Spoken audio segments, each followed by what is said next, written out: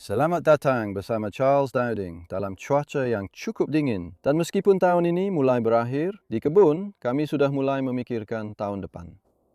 Dan sebenarnya ada beberapa acara yang akan datang. Pada bulan Januari, saya akan memberikan beberapa ceramah di Westy College di Sussex. Dan pada tanggal 9 Februari, saya akan pergi ke Le Manoir Manoir, restoran Raymond Blanc, mengadakan kursus Nordic di sana, kebun Nordic, percaya atau tidak. Dan mungkin beberapa perjalanan ke Irlandia. Selain itu, kami baru saja memasang semua tanggal kursus kami di halaman di situs web saya. Kursus Homemaker, kursus harian dan akhir pekan serta beberapa di sore hari. Jadi saya ingin menunjukkan kepada anda apa yang sedang terjadi di sini. Sekarang tanggal 14 Desember yang sebenarnya adalah hari dengan sore terpendek dalam setahun. Pagi hari masih terus semakin gelap. Tapi tanggal 14 Desember adalah saat sore hari mulai sedikit lebih panjang. Percaya atau tidak, di sini masih gelap tak lama setelah jam 4 sore. Dan juga dingin seperti yang bisa anda lihat. Jadi kacang fava ini kami baru saja mengalami 1 minggu penuh embun beku. Sekarang sudah jam setengah 11 pagi dan suhunya masih di bawah 0 derajat. Suhu hanya naik sedikit di atas titik beku sebentar saja dan kita masih akan mengalami beberapa hari lagi seperti itu. Tapi mereka terlihat baik-baik saja. Mereka bertahan. Kacang fava memang tanaman yang luar biasa. Sebenarnya ini ditanam lebih awal dari biasanya karena saya merencanakan untuk menanamnya sebagai tanaman penutup tanah. Ini disebut juga pupuk hijau. Memulihkan kesuburan tanah melalui fotosintesis dan menumpuk karbon melalui akarnya. Jadi mungkin saja kita akan mencabutnya sebelum menanam sesuatu yang lain di akhir April atau Mei. Kita lihat saja nanti. Atau saya mungkin akan mencabut tanaman secara selang-seling dan memanen beberapa kacang fava. Kamu punya beberapa pilihan dan di sini kita punya gandum hitam. Saya sudah membuat video tentang ini kalau kamu belum menontonnya. Jadi menanam gandum hitam, memanen bijinya dan membuat roti. Saya punya alat penggiling kecil dan ternyata hasilnya bagus. Beginilah tampilannya saat ini, yang sama sekali tidak sebaik yang saya harapkan. Di sini ada ulat kawat yang mengerikan, hama tanah, larva yang memakan akar dan kami sudah cukup banyak bekerja mencari mereka dan membasminya. Dan kami juga sedang mencoba beberapa hal untuk melihat apakah itu membantu. Mustard, seperti tanaman brassica di antaranya, itu mustard di sana misalnya, itu mustard yang ditanam sangat terlambat. Ada juga perangkap kentang, hampir semuanya beku. Pada akhirnya, idenya adalah mungkin ada ulat kawat yang masuk ke sana untuk makan.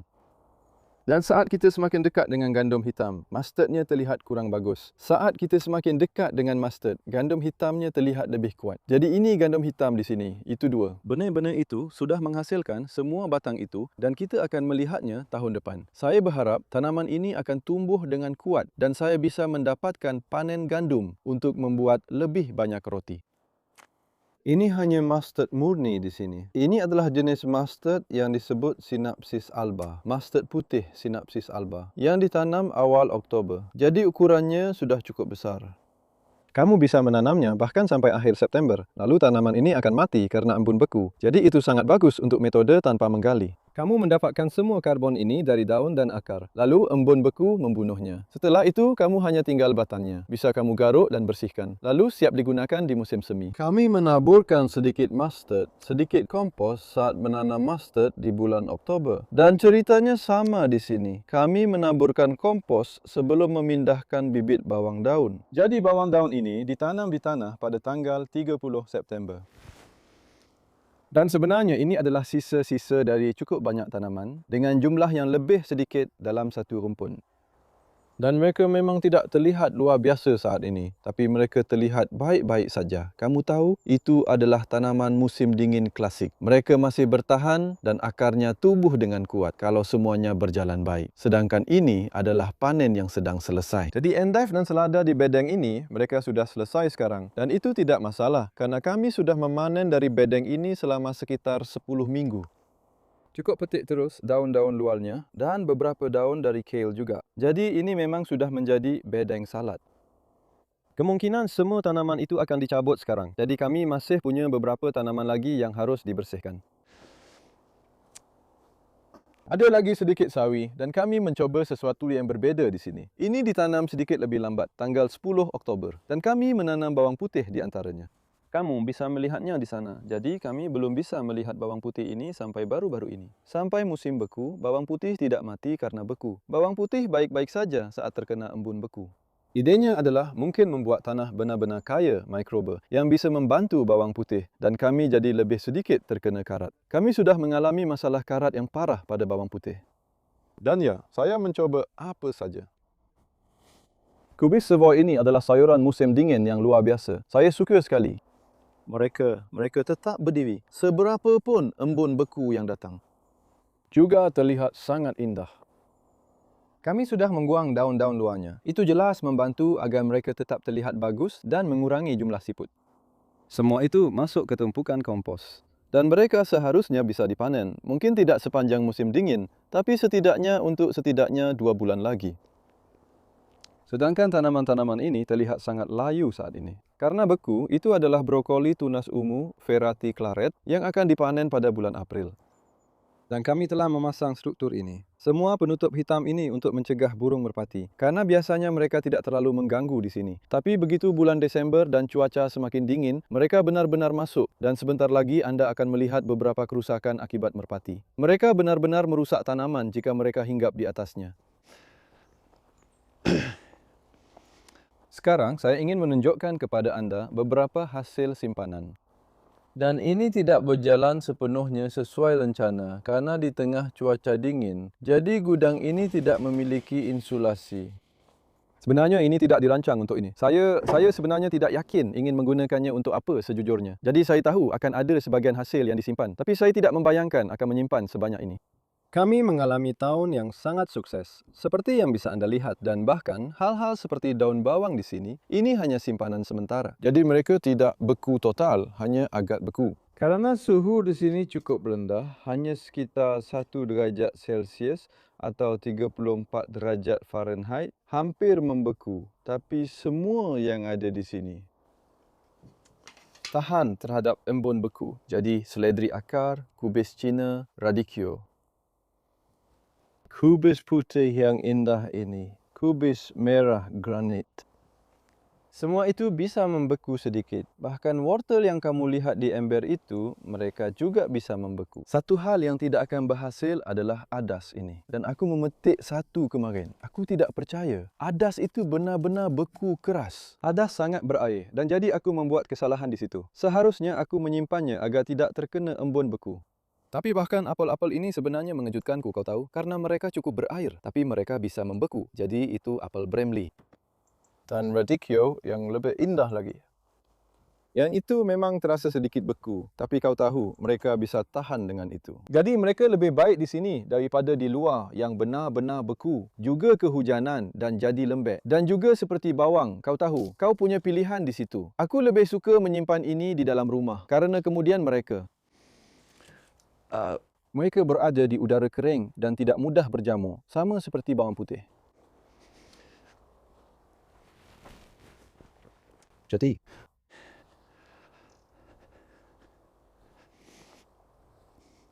ini adalah kerusakan akibat burung merpati.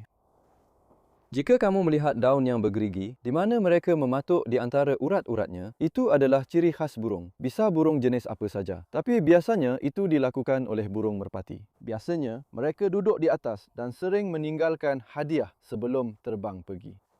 Untungnya, dalam kasus ini terjadi bukan pada kubis Brussels. Tapi kamu lihat sendiri, kubis Brussels ini sebenarnya cukup bagus.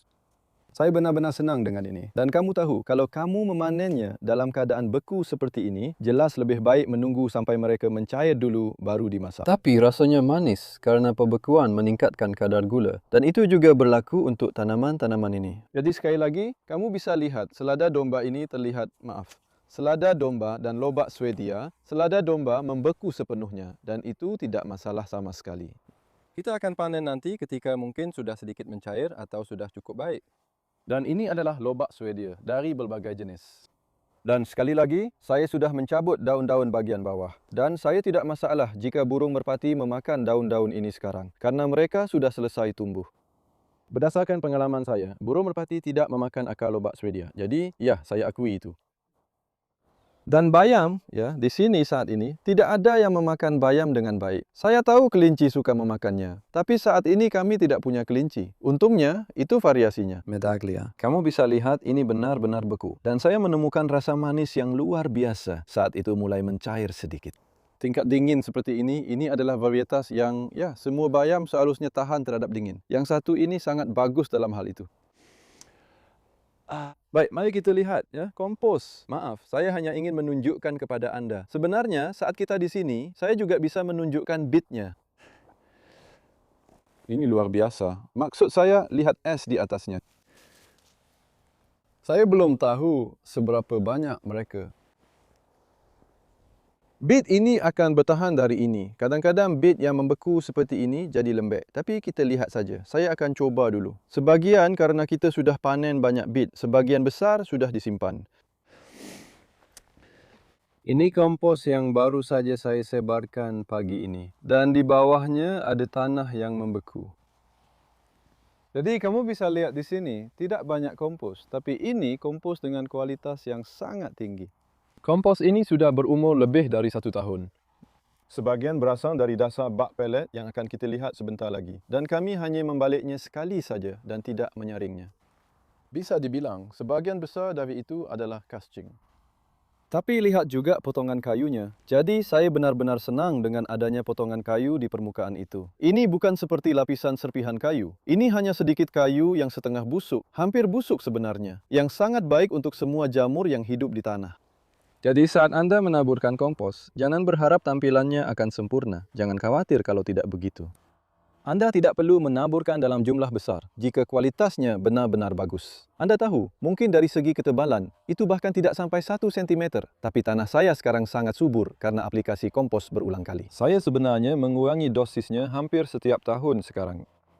Ini adalah sistem pelet 3 ruang dan yang itu berisi kompos yang Adam aduk dari sini, yang di sebelah kanan sedang matang. Dan ini adalah tumpukan saat ini. Dan kami melakukan sesuatu di sini yang biasanya tidak kami lakukan, yaitu menutupinya. Jadi ini adalah bahan-bahan yang baru saja dimasukkan. Saya juga menambahkan beberapa wortel lagi. Tapi sebenarnya, kita sudah mendapatkan sedikit kehangatan. Cukup masukkan termometer ke sana dan lihat suhunya. 25 derajat dibandingkan suhu sekitar yang 0 atau -1. Tapi saya sudah sangat puas dengan itu. Biasanya di musim panas, suhunya bisa mencapai 50 derajat. Kalau pada saat seperti ini saja masih ada sedikit panas, itu sebenarnya luar biasa. Kerana perlu cukup banyak bahan hijau untuk menghasilkan panas. Dan itulah yang sekarang tidak terlalu banyak kita miliki. Kita hanya punya sisa tanaman dan itu pun hanya sedikit saja sebenarnya. Jadi teruslah mengisi tumpukan komposmu, tapi jangan khawatir kalau tidak menjadi panas dan itu akan mulai lagi di musim semi. Dan di sini adalah aplikasi lain dari kesuburan untuk jalur yang kita gunakan, utamanya ini. Tumpukan yang sangat beku, serpihan kayu, yang dikirim 3 minggu lalu oleh ahli pohon lokal. Saya membayarnya 30 pound untuk itu. Itu muatan yang cukup besar menurut saya. Itu nilai yang bagus. Kadang-kadang kamu bisa mendapatkannya gratis, tapi ya, itu terserah kamu. Saya juga ingin mendukung orang itu. Mereka melakukan pekerjaan yang hebat dan itu masih segar, baru berumur 3 atau 4 minggu. Ini yang dia kirimkan Februari lalu. Jadi kalau kamu bandingkan ini, kalau saya letakkan berdampingan, itu yang segar, itu sama saja. Waktu datang sekitar 9 bulan yang lalu, tampilannya sangat mirip seperti itu. Jadi itu memberi kamu gambaran. Dan saya sebenarnya lebih suka menyebarkannya saat kondisinya seperti ini. Seperti di jalur-jalur. Jadi itulah kenapa kami membiarkannya menumpuk sampai kami membutuhkannya. Jadi saya selalu membeli sedikit lebih awal. Atau mendapatkannya dikirim lebih awal. Dan orang ini, saya suka hasil kerjanya kerana dia punya mesin pencacah yang tidak membuat potongan terlalu besar. Jadi itu faktor lain. Serpihan kayu itu ada macam-macam. Tidak semuanya sama. Di sini Anda bisa melihat hamparan sawi lainnya yang kami juga menanam bawang putih. Dan jika Anda lihat di sepanjang sini, ini adalah varietas bawang putih yang agak lebih awal. Saya akan menjelaskan ini tahun depan. Ketika mereka sudah terlihat lebih jelas, tetapi sejauh ini saya terkesan. Dan ini juga merupakan penanaman kecil yang menarik. Karena ini adalah lobak buah, ini adalah lobak. Tapi mereka tidak seperti lobak musim semi biasa. Dan mereka tahan terhadap embun beku. Dan saya akan menunjukkan kepada anda ketika kita selesai, kita akan masuk ke ruang kaca. Saya punya beberapa yang sudah kita panen sebelumnya. Jadi sekarang sudah mencair dan anda bisa lihat seperti apa mereka. Mereka sebenarnya indah dan benar-benar enak. Buah yang lebih dangkal, Sakura Juma, yang benar-benar besar, dan Green Luobo. Dan mereka ditanam pada tanggal 29 Juli. Itu benar-benar terlambat, Anda tahu. Itu berarti Anda punya pilihan untuk menanam sesuatu yang bisa ditanam terlambat seperti itu. Dan itu membantu menjaga kebun Anda tetap penuh untuk memanfaatkan ruang yang mungkin sebaliknya kosong dan dengan metode Nordic. Sangat mudah untuk menjaga semua ini tetap tumbuh. Dan Anda tahu, bebas gulma. Anda bisa lihat betapa bebas gulmanya. Beberapa orang baru-baru ini bertanya kepada saya, jadi penyiangan seperti apa yang sebenarnya Anda lakukan? Dan ya, saya melakukannya. Saya menyiang. Kami menyiang. Anda tahu, orang lain juga menyiang. Tapi tidak terlalu banyak. Itu intinya. Jadi, saya ingin cepat menyebutkan jenis kubis Brussels yang berbeza. Yang sebenarnya tidak terlalu bagus. Red Bull dah memang agak berantakan. Tapi sebenarnya mereka enak. Ini bukan hibrida. Dan sebagai hasilnya, biasanya dengan yang bukan hibrida, ukurannya jauh lebih kecil. Kubis Brussels ini butuh cukup banyak pekerjaan lagi untuk dibersihkan. Dan saya hanya akan menyebutkan beberapa penutup secara singkat. Jadi ini adalah thermocrop. Yang berbeza dengan jaring yang akan kita lihat sebentar lagi. Saya lebih suka jaring kerana anda bisa melihat tanamannya melalui jaring tersebut. Ini adalah kacang fava di bawah sini. Anda hampir tidak bisa melihat mereka ada di sana, tapi kita akan melihat beberapa sebentar lagi. Sedangkan ini adalah jaring. Dan jadi anda bisa melihat perbedaannya. Saya suka betapa terlihat jelas kembang kol ini. Dan ini adalah varietas yang disebut Alsmeyer, yang saya semai pada minggu terakhir bulan Agustus. Sekitar tanggal 25 Agustus, itu waktu yang penting. Dan kemudian anda menanamnya di tanah sebelum equinox musim gugur. Dan idenya adalah mereka tidak tumbuh terlalu besar selama musim dingin, kerana tanaman yang tidak terlalu besar lebih tahan terhadap embun beku. Dan saya khawatir mereka akan tumbuh terlalu besar. Maksud saya, mereka sebenarnya sudah cukup besar. Nanti kita lihat, mereka terlihat baik-baik saja. Di sini, kita punya perbandingannya sangat menarik dan terus berlangsung antara menggali dan Nordic. Jadi, saya sudah menggali bedeng ini, saya menggali minggu lalu dengan skop. Menggali satu parit, lalu tanahnya dimasukkan ke gerobak dorong, lalu menaruh kompos di parit itu, terus mengisi kembali. Jadi semua kompos di sini berada di bawah tanah. Di dalam parit sedalam sekitar 20 cm atau 8 inci. Dan yang ini memiliki jumlah kompos yang sama, tapi di atas permukaan tanah. Jadi itu memakan waktu sekitar 2,5 jam kerja. Yang ini sekitar setengah jam. Lalu kami melakukan penanaman yang sama. Kami langsung menanam kacang fava ini. Jadi saya melepas penutupnya hanya untuk menunjukkan bahawa mereka tidak terlihat sekuat yang kita lihat sebelumnya. Mereka belum punya waktu untuk membentuk akar dengan baik sebenarnya. Yang ini disemai 5 minggu yang lalu, sedangkan yang itu disemai 3 minggu yang lalu. Menurut saya, mereka terlihat baik-baik saja, kecuali yang satu itu. Saya rasa yang itu sudah tidak bisa diselamatkan. Jika anda melihat bahagian atasnya menghitam seperti itu, kemungkinan besar tanaman itu tidak akan bertahan. Bahkan yang itu sebenarnya juga tidak terlalu bagus, tapi kita lihat saja nanti. Itu hanya bonus kalau berhasil. Ini adalah pupuk hijau musim dingin lagi, tanaman penutup. Karena penanaman utama terjadi di musim semi dan hasilnya tahun ini. Kami baru saja menjumlahkan semuanya, karena kami sudah melakukan panen terakhir. 91 kilo itu untuk lahan 1,5 kali 5 meter. Dan yang ini 1,5 kali 5 meter juga, ukuran yang sama, jumlah kompos yang sama, 113 kilo. 91 dan 113. 2 jam kerja lebih banyak. Kenapa semua orang masih mencangkul? Saya masih belum mengerti. Saya akan memasang hasil ini di situs web saya. Dan silakan lihat lagi. Kami akan menaruh tautannya di deskripsi video. Rumah kaca. Kamu bisa lihat ini dingin dan berlapis es. Tapi suhunya di atas titik beku. Saya melihat termometer di atas sana dan menunjukkan 3 derajat di atas sana. Dan kamu bisa lihat, tanaman ini sudah ditutup dengan kain fleece. Ini adalah lapisan pelindungan tambahan. Dan saya harus bilang, ini benar-benar bekerja dengan sangat baik. Saya mendapatkan ide ini dari Elliot dan Clara Coleman di Four Seasons dan Seasons Farm di Maine. Musim dingin di sana jauh lebih dingin daripada di sini, tapi juga lebih cerah. Dan sistem ini bagi mereka bekerja dengan sangat baik. Saya tidak akan melakukan ini di cuaca musim dingin Inggeris yang normal. Karena kain penutup tanaman seperti ini, Anda bisa melihat betapa tebalnya. Ini sebenarnya menghalangi setidaknya 1/4 cahaya, dan cahaya di sini sangat berharga. Selain itu, biasanya kita lebih lembap. Saat ini memang cukup kering, dan kain itu akan menahan kelembapan di bawahnya. Dan tanaman seperti selada granola rose ini adalah varietas yang luar biasa. Tapi semua jenis selada tidak suka kelembapan tinggi.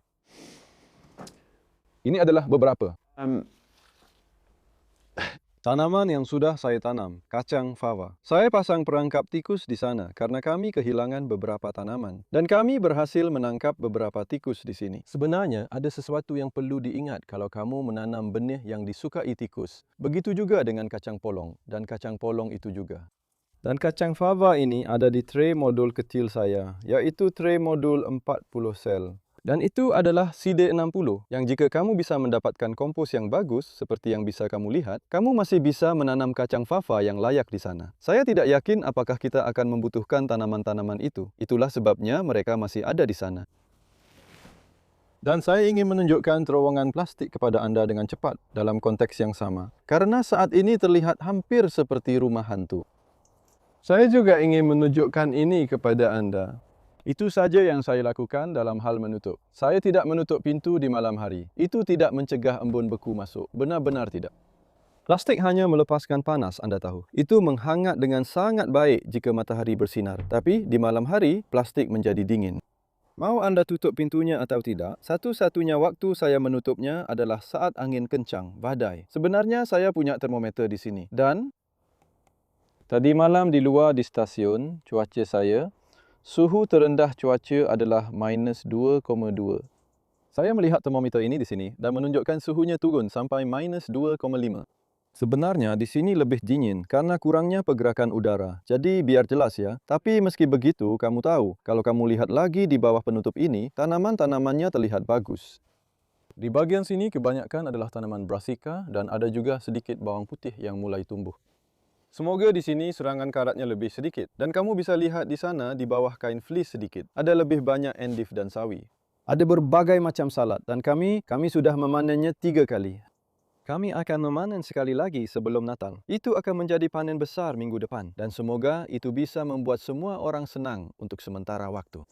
Dan kemudian kami akan mengambil sedikit waktu libur. Karena mereka tidak akan tumbuh banyak di bulan Januari. Terlalu gelap dan mungkin terlalu dingin. Ini adalah kebun kecil di sini. Tempat kami baru saja memanen wortel. Ini yang biasanya saya lakukan. Sebenarnya untuk persiapan tanah menggunakan kaki saya. Ya, ini salah satu cara untuk melakukannya. Saya ingin meratakannya sebelum menaburkan kompos. Jadi itu akan menjadi langkah berikutnya di sana. Dan kamu bisa lihat semua tanaman di sini terlihat cukup beku, tapi tetap baik-baik saja. Dan satu yang ingin saya sebutkan secara khusus adalah, lihat ini, apa? Saya penasaran, apakah kamu tahu ini apa? Ini adalah ketumbar. Jadi beberapa hari yang lalu saya keluar dan mereka sudah sedikit mencair, lalu berdiri tegak lagi dan saya memetiknya. Maksud saya, kamu bahkan bisa memetik yang itu sekarang sebenarnya. Dan saya akan membawanya ke dapur. Ya ampun, ini sangat beku. Itu sebenarnya tidak benar-benar bisa dipetik. Dan kemungkinan saat itu mencair, itu akan masih aman dimakan. Ketumbar adalah tanaman yang sangat tahan banting. Saya tidak menyarankan ini ya. Tanaman itu sebenarnya lebih suka tidak sampai beku seperti ini. Tapi jangan menyerah kalau kamu melihatnya tampak beku. Jadi kita akan selesai di ruang kaca, di mana saya bisa menunjukkan beberapa hal lagi yang bisa dilakukan dengan menanam sayuran.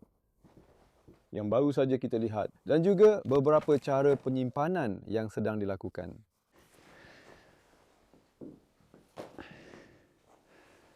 Misalnya, Jumaat lalu, saya sedang merekam audio di studio dekat sini untuk buku Nordik saya dan Adam, terima kasih padanya. Dia ingat ocaannya, saya sendiri sudah lupa. Lihat ini. Jadi dia memanen itu dari 5 tanaman ocha. Kami mendapatkan 3 baki seperti ini. Dan ocha adalah sayuran umi yang sebenarnya mendapat manfaat dari terkena cahaya sinar matahari. Itu akan membantu ocha menjadi lebih manis dan kamu bisa memakannya kapan saja mulai sekarang. Dipanggang rasanya sangat enak. Mentah juga bisa dimakan dalam salad. Dan lalu lihat ini, kamu mungkin berpikir, apa-apaan sih yang dia lakukan? Memanggang tomat di waktu seperti ini? Jadi intinya apa? Ini adalah, kamu bisa melihatnya di video pendek yang saya unggah bulan Juli, mungkin awal Agustus, untuk artikel berjudul Rosada. Yang kamu, ini adalah hibrida F1. Kamu sudah tidak bisa membeli benihnya lagi. Dan benihnya tidak akan menghasilkan tanaman yang sama, karena ini hibrida F1. Jadi kalau kamu menyimpan tunas samping, saya menaruh tunas samping di kompos. Dan itu akan menumbuhkan tanaman. Dan tanaman itu akan tumbuh terlalu besar. Yang bisa kamu lakukan sebenarnya adalah, kamu bisa memotong bagian atas tanaman dan mendapatkan tunas samping lagi. Masukkan itu ke sedikit kompos dan kamu akan mendapatkan tanaman lain yang berakar, mulai berakar. Jadi intinya, yang saya coba lakukan hanyalah menjaga beberapa rosada tetap hidup selama musim dingin untuk ditanam lagi pada bulan April nanti. Itu sudah sekitar musim dingin ke-8 sejak mereka berhenti menjual benihnya. Sekarang ini adalah kelanjutan dari lobak dan bawang pre. Sebenarnya saya penasaran. Kami panen bawang pre ini pagi tadi untuk melihat karena kamu tahu bagaimana jadinya setelah membeku. Sebenarnya itu terlihat cukup baik. Tapi bawang pre, kalau kamu punya bawang pre seperti ini, kamu bisa lihat bagian putihnya itu yang ada di bawah tanah. Jadi bagian itu lebih sedikit membeku dibandingkan bagian yang di atas tanah. Dan ini lebih mirip bawang pre musim gugur atau musim panas. Bahkan bisa kamu timbun dengan tanah juga. Jika terlalu sering membeku dan mencair, itu bisa membusuk. Bawang pre tidak suka seperti itu, jadi itu sesuatu yang harus diwaspadai. Jika kamu punya varietas musim dingin yang lebih tua atau khusus, dengan sebagian besar batang atau bonggol berada di bawah tanah, itu lebih baik untuk bertahan hidup di musim dingin. Mereka tidak akan tumbuh banyak, tapi setidaknya mereka bisa bertahan sekarang. Dua lobak ini, yang satu saya panen kemarin, ini adalah Green Luobo. Nanti namanya akan saya tulis lagi di deskripsi dan atau subtitle, Green Luobo, buah Charwo. Yang ini saya panen pagi tadi. Masih terasa beku. Saya penasaran, itu lalat akar kubis, itu hama khas selama musim dingin. Atau pada akar brassica lainnya, itulah kerusakan yang ditimbulkannya. Ada belatung yang membuat terowongan. Caranya mirip seperti lalat akar kubis atau lalat akar wortel. Baby kamu potong bagian itu. Daya tarik lobak-lobak ini bukan hanya keindahannya, tapi juga rasanya. Ya, ini masih beku, tapi lihatlah itu. Semoga saja saat itu mencair dan katanya rasanya seperti pir. Memang benar, dari yang pernah saya coba sebelumnya. Lalu ada Green Luobo. Kalau saya potong di sekitar sini, coba saya lihat dulu.